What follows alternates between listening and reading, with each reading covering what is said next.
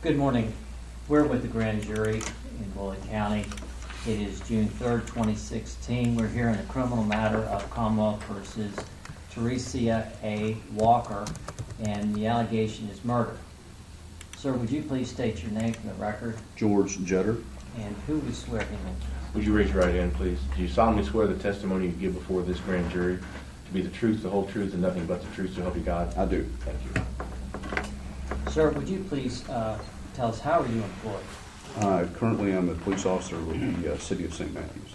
How long have you been serving in that capacity, sir? Since May 29th this year. And sir, prior to that service, you were with the Bullitt County Sheriff's Department, is that correct? That's correct. And prior to that, you were with the Shepherdsville Police Department, is that correct? That's correct. How long have you been in law enforcement, sir? Approximately 9 years. Sir, can I draw your attention to the death of Donald William Hagan? Are you aware, sir, that there was a post-mortem examination of his body done by Dr. Jeffrey Springer? I am. And that was on or about November 16, 2014 at 7:45 a.m. Is that accurate, sir? I believe that's correct. Sir, do you recall roughly when the last time you spoke to Dr. Springer was? In last month? It would have been approximately in April of this year. 2016, is that correct? I believe that's correct. All right, sir. When you spoke to him, did you share with the NE that you had information that the manner of, well, let's do it by the numbers. William Hagan died as a result of being shot with a bullet. Is that correct? That is correct. Is that a .22 caliber bullet? That's correct. And it is presumed that it was fired from a handgun. Is that correct? That is correct. When the autopsy or the examination was done post-mortem on Donald Hagan, the information generally at the time was that it was a gunshot as a result of an accidental discharge. Is that a fair statement? I believe that was the account that was given. That's correct. Who gave that account, to your knowledge, sir, back when the examination was done? To my knowledge, that account was given by Terri Walker.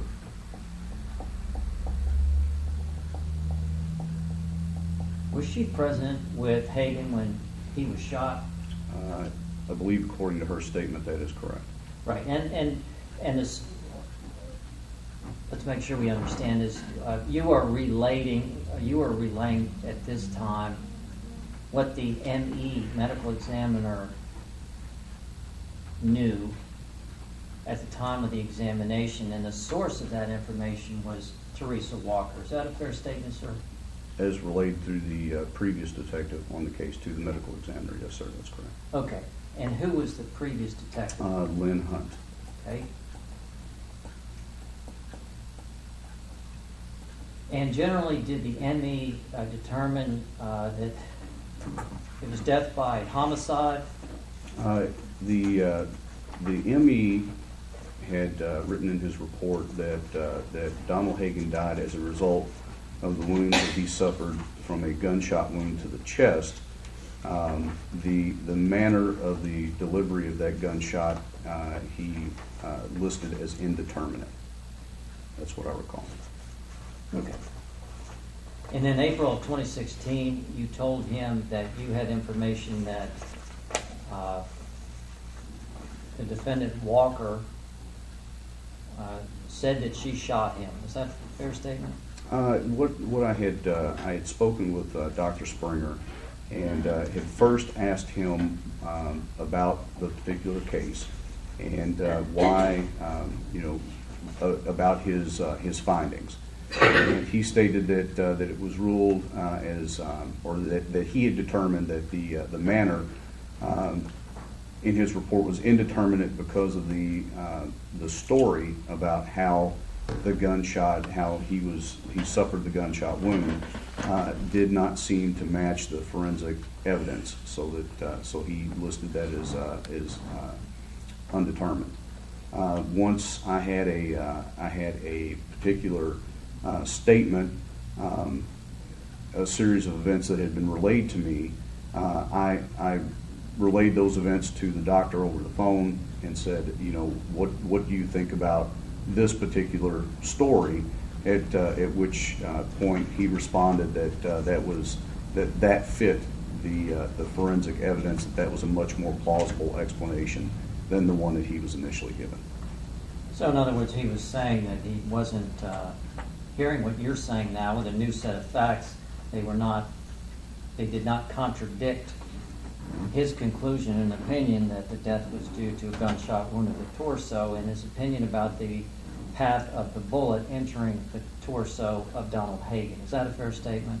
I believe so, yes. All right, sir.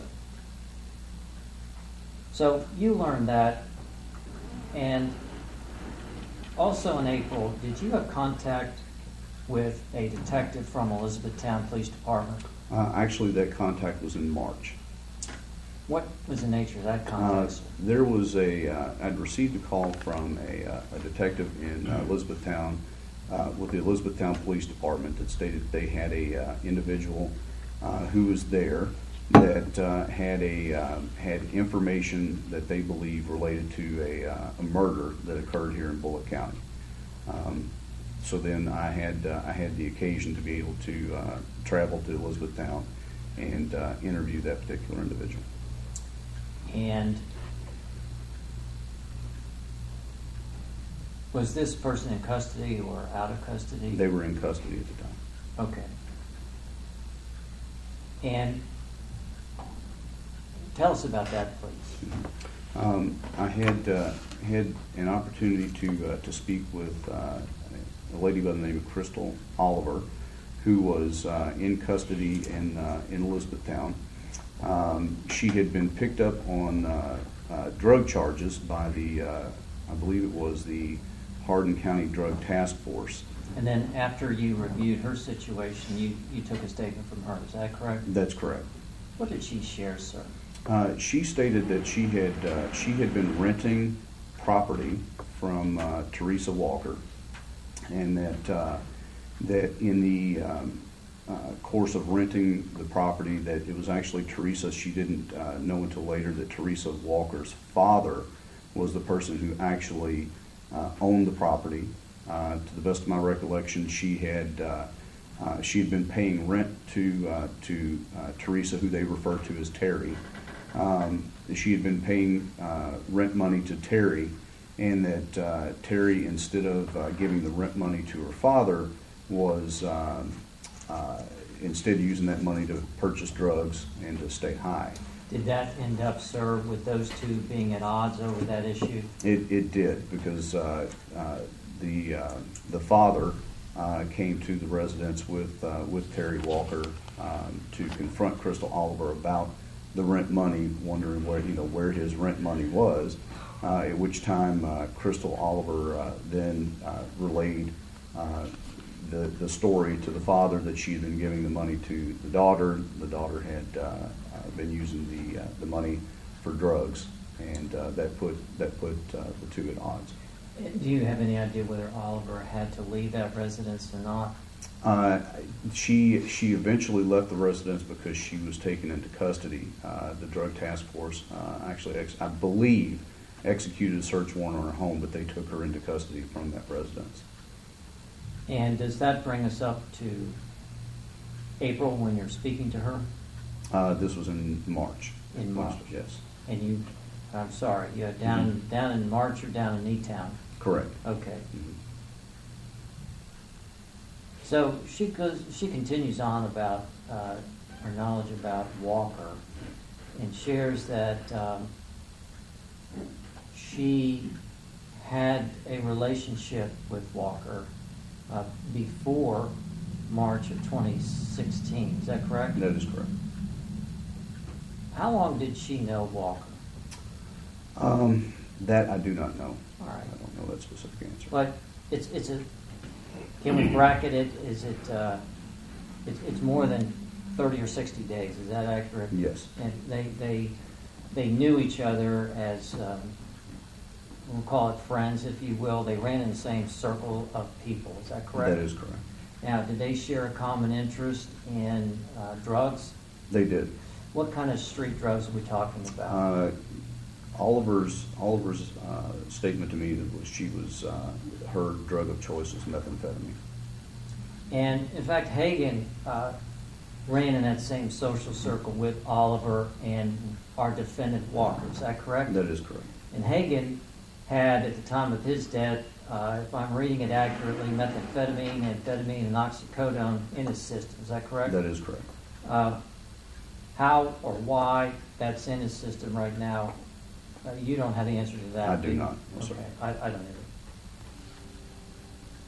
So Oliver is talking to you about her experience with Walker, not only as someone who is putting her in the trick box with her landlord, but two, she went on to share that she had some information about Walker and the death of Hagen. Is that accurate? That is correct.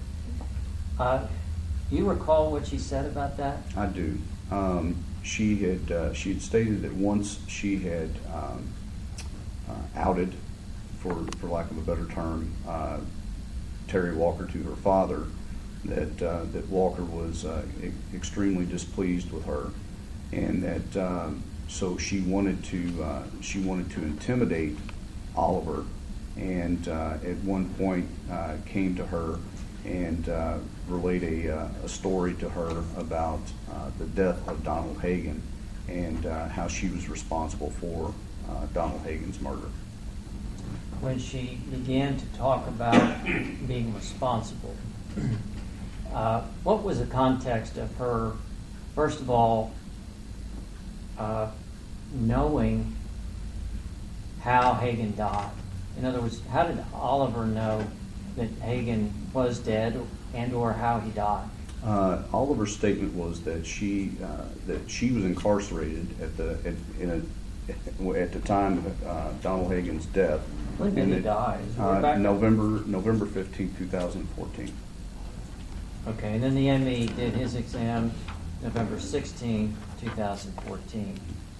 Okay, so she's in jail at the time he died? That's correct. And she said that she actually saw the report on the news channel while she was incarcerated. That's how she learned of Donald Hagen's death. And then how much time are we talking about between the death of Hagen on November 15, 2014, and the time when Walker tells Crystal Oliver, I did it? This would have been just over a year. And where, first of all,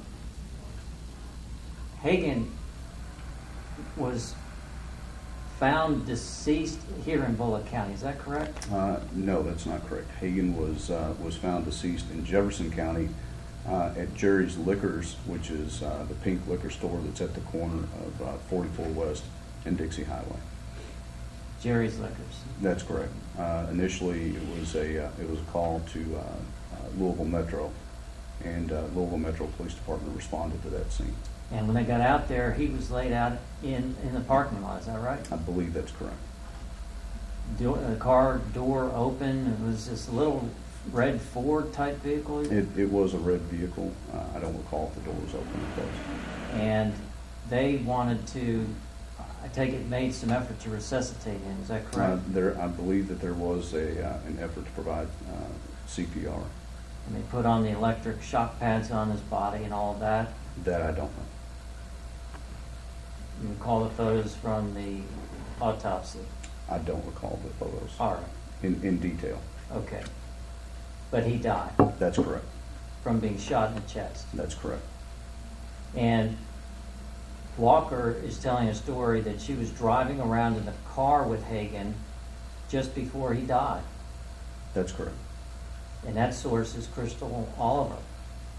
That source is Crystal Oliver, also Well, I'm a little confusing, sir. okay. Crystal Oliver's down to jail on the date of the death. Is that correct? That's correct. So she hears a news report, and she makes a mental note that her friend is dead. Mm-hmm. And then you go down to E-Town, and you interview her, and there she is back in jail. Correct. So she says it's about November 2015, roughly, when Walker says that she killed Hagan. Yes. What else did she say? She said that there was that Hagan had a girlfriend who was at Walker's residence, and that Hagan had brought the girl there. The girl's name is Leanne Gwynn. That Well, where? Are we talking about? to I believe the address is 796 Cow Branch Road, which is actually the mailing address is West Point, but it's in Bullitt County. And so they're at Terri Walker's residence on Cow Branch Road. They had been there approximately 3 days.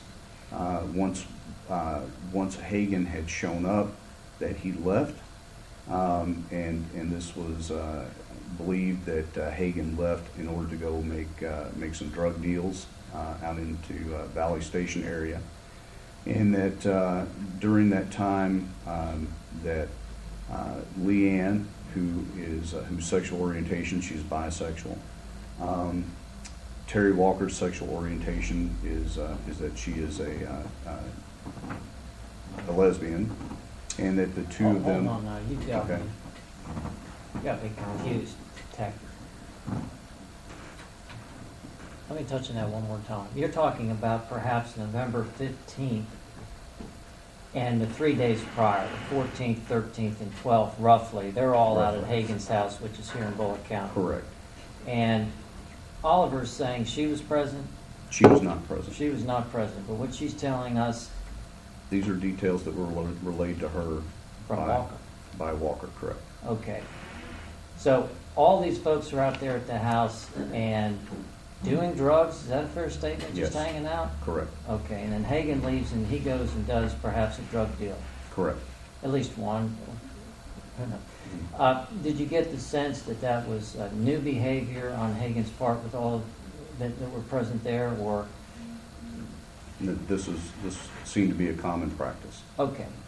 Did you ever check out whether any of these people were present in the house as Christopher Oliver claimed? I did. In other words, Walker said they were all there. Oliver's saying, this is what Walker told me, and then you went and checked that out. Is that it? That is correct. And so you've talked to some of those people. I have. Did they corroborate what Oliver said was going on? There were elements of her story, yes, sir, that they absolutely cooperated. So what happened after Hagan went out to get some drugs? There was a relationship that had formed between Hagan's girlfriend and Terri Walker, and that Walker had relayed to Oliver that the girlfriend expressed that she was frightened of Hagan, and that there was, best of my recollection, some drugs or money that Hagan had hidden away, and that she would like to leave Hagan, but that Hagan would not let her leave, that he would kill her. And so there was a plan that was formulated by Walker to kill Donald Hagan. Hagan's girlfriend has a sexual relationship with our defendant Walker. That was what was relayed to me by Oliver. Okay. And perhaps a motive entered the mind of Walker, and the idea was to kill Hagan. That's correct. And what else did Oliver tell you? She stated that they had Walker's plan was to have everyone fire guns around the house. Apparently, she kept several firearms in the home. That the plan was for everyone who was present to shoot guns. That way, gunshot residue would be on everyone's hands, and it would not be possible to pinpoint any one specific individual as having fired a weapon. And you're talking about approximately November 15, 14. Is that correct? The time or the day that, from my interview with other individuals who were present, that the actual firing, the gun shooting and that type of thing took place the day before. So if I fire a handgun and law enforcement wants to do a simple test of my hands, they can determine whether or not there's gunshot residue on my hands. Is that correct? That is correct. Doesn't mean I committed a crime, does it? No, it does not. Okay.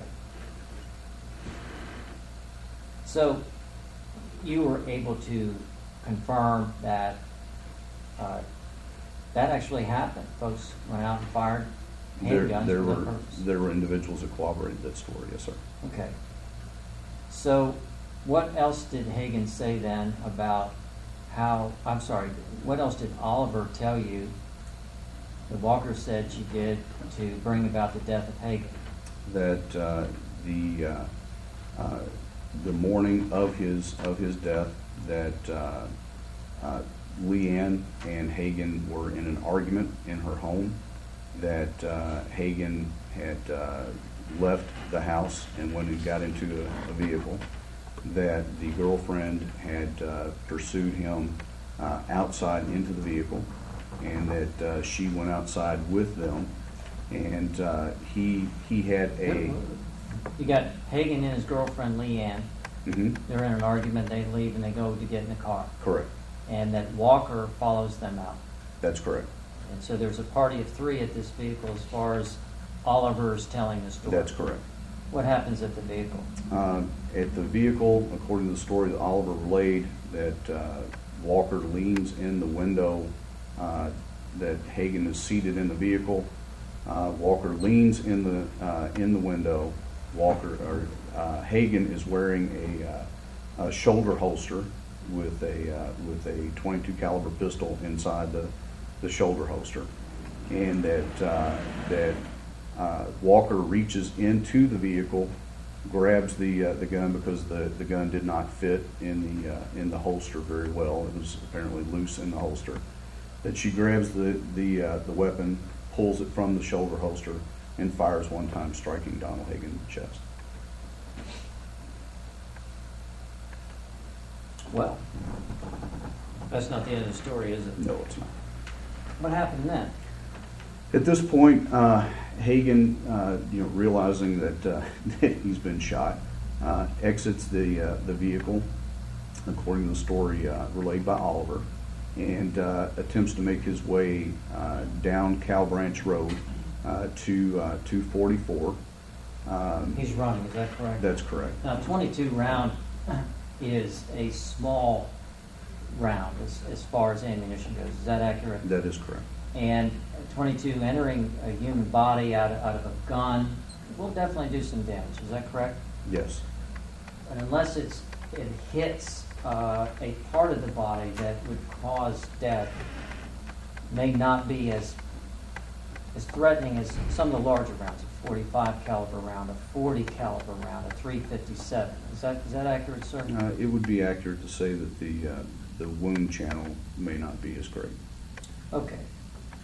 So with a 22 round in his chest, he was able to get up and move, and that's what he did. He started on down the road. And my question to the medical examiner was whether or not, with the specific wound that Donald Hagen suffered, which was the round had actually punctured his lung and he was bleeding into his lung.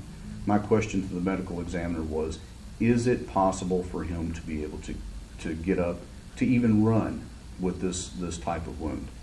Medical examiner's response was yes, that it is possible that, given the specific wound that he had, that he would have been able to continue to move until essentially he was incapacitated due to blood loss. And Walker did what, dialed 911? No, she did not. What happened? According to the statement relayed by Oliver, what she did instead was got into the vehicle and followed Hagen down the road until such time as he collapsed. What happened to Miss Leanne, the girlfriend? There's never a point in Oliver's story where she describes what Leanne does at that point. So Walker continues on telling Oliver that she went after him in the car as he's on foot running for his life. Correct. What do we know then? Oliver's statement then is that Walker got out of the vehicle, that she assisted Hagan into the passenger side of the car, and then drove as slowly as she could to Jerry's Liquors in order to try to essentially feign getting some help. And her statement was that to Oliver was something to the effect that at any moment she could have saved him because she had her cell phone in her pocket. Are you presenting that the known destination was Jerry's Liquors, or are you simply saying we know that's where? We know this that's where piece- we know that's where she eventually ended up. Yes. Is there any other information about, as you can remember right now, relayed through Oliver about what went on in the car? There apparently was. She made statements to Oliver about listening to Hagan gasping for breath. That there were statements to the effect of it making her feel like God. There were apparently statements to the effect that she told Hagan that that she was having sex with his girlfriend. I'm paraphrasing. Having sex with his girlfriend, and soon he would be gone, and she would have his drugs and his money too. Then we go to Jerry's Liquors, is that correct? That's correct. Do you have an understanding about the detective who was called out to that location? We're talking about Jefferson County. Why, sir, would a detective get involved with that matter, just generally? Generally, anytime that you have some type of violent death, any type of death investigation, they usually call out a detective for that. But the body's across the county line. Correct. So why would... They determined I believe by Walker's statements, they determined that he had been shot, that the original gunshot had occurred in Bullitt County. And that source of information is Walker to law enforcement. I believe that's correct. And then Detective Len Hunt had contact with Walker after an explanation was offered by Walker as to the manner of death of Hagan. That's correct. And as a result of those statements to Hunt, the investigation continued. Is that correct? That's correct. So during the period of November 15, 2014, up until March of 2015, the investigation continued until the break came with a call from the detective from Elizabethtown Police Department. Correct. And that break actually came March of this year, 2016. Yeah, what did I say? 2015. Thank you, sir. You're welcome. Oliver also told you that another male had information about Walker making statements that she was a killer. Is that a fair statement? Oliver did, yes. Did Oliver give you an indication, enough information to go and find this male? She did. And recently, did you make contact with this male? I did. And this male provided a statement that between the 2 dates, the bracket that we just said, November 16, 2014, and March of 2016, this male had contact with Walker in an automobile. That's correct. And the description that Oliver provided was that Walker made statements to the male that she had killed Hagan. That's correct. And do I accurately summarize that this contact with this male, he confirmed that he was in a vehicle?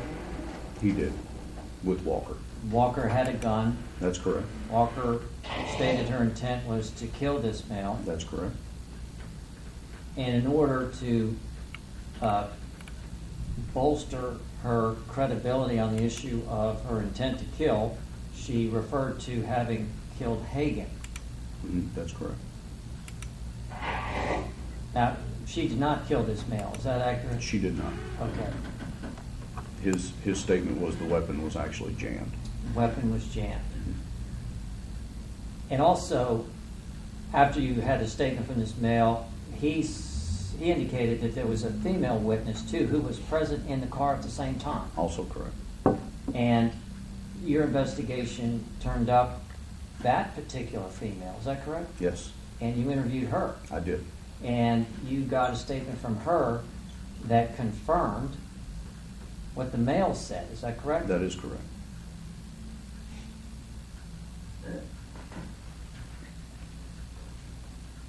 And that brings us to this moment in time. Is that accurate, sir? That is correct.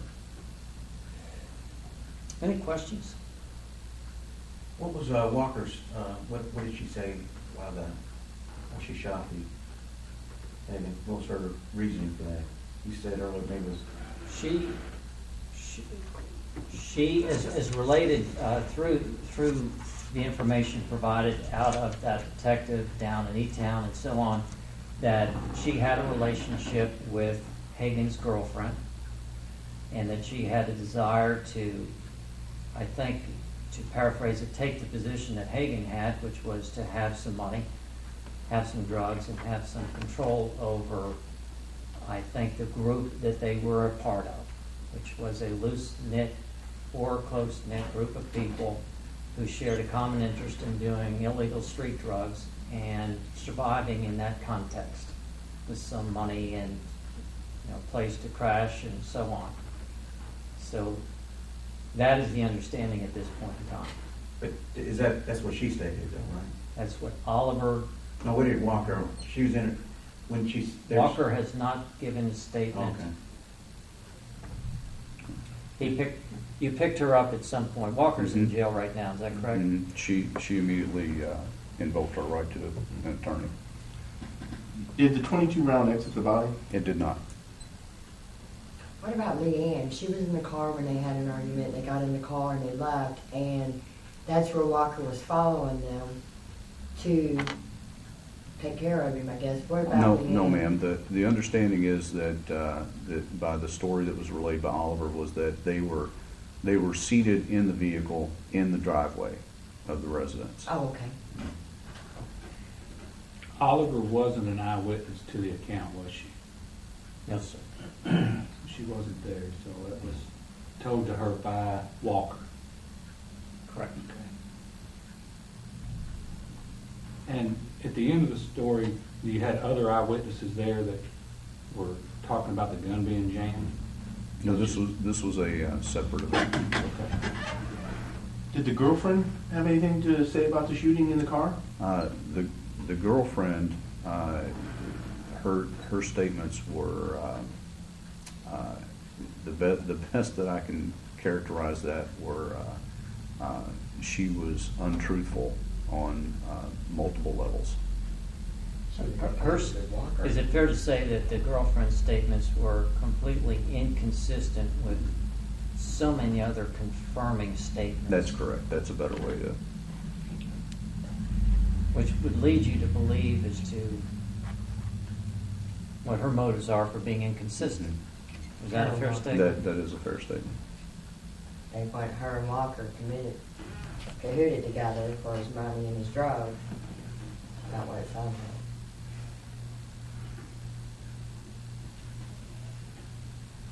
Thank you. Thank you.